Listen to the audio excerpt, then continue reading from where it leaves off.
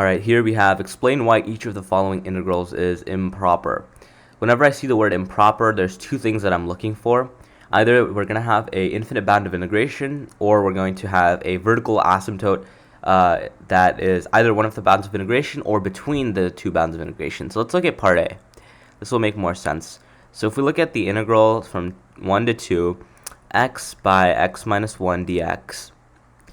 So I don't see infinite bounds of integration, so these are all definite numbers, they're not infinity or negative infinity.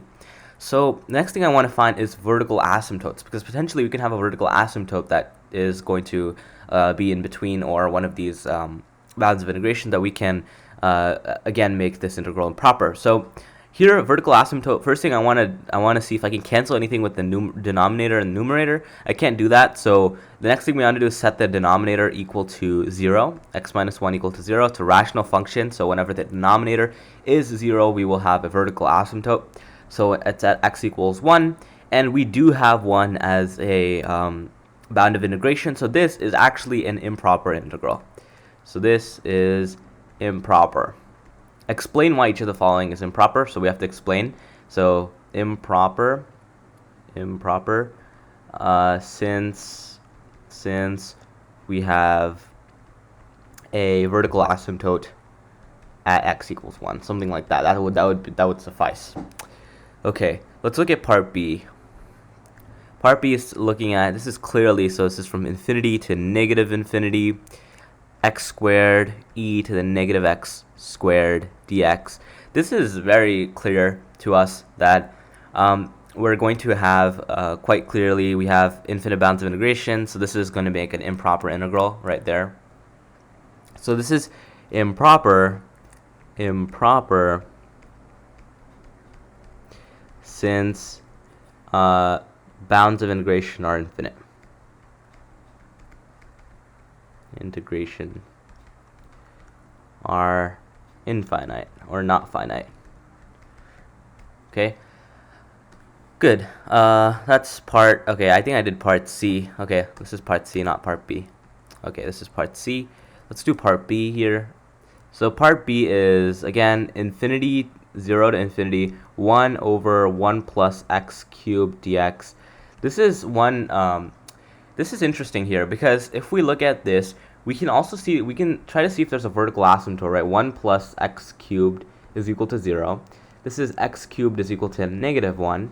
So the cube root of both sides, x is equal to negative 1. Well, that's not in this within this interval, so we're not going to worry about the vertical asymptote here. The actual worry that we have in order to make this an improper integral is because we have an infinite bound of integration.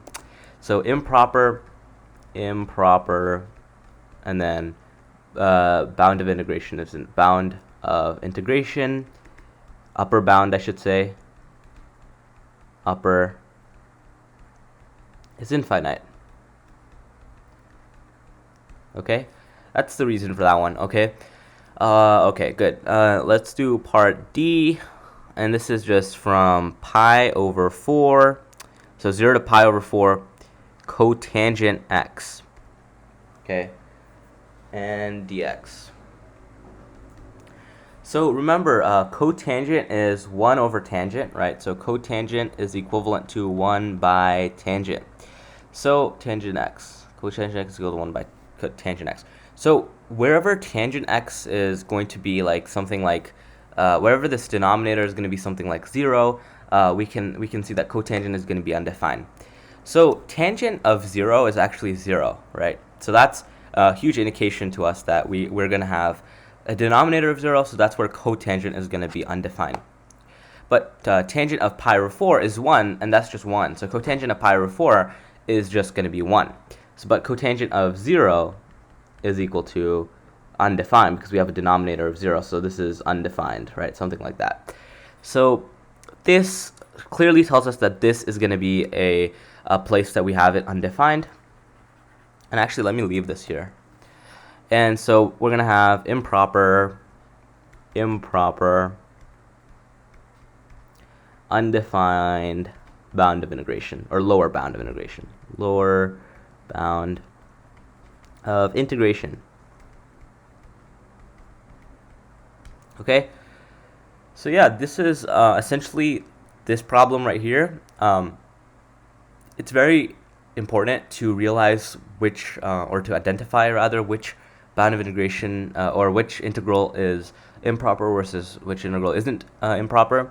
It's not as easy as just looking if this is infinity or like something else, because sometimes we're going to have vertical asymptotes, places where it's undefined within the bounds of integration. So we have to look at that in order to identify it. Okay, so I hope you found this video helpful.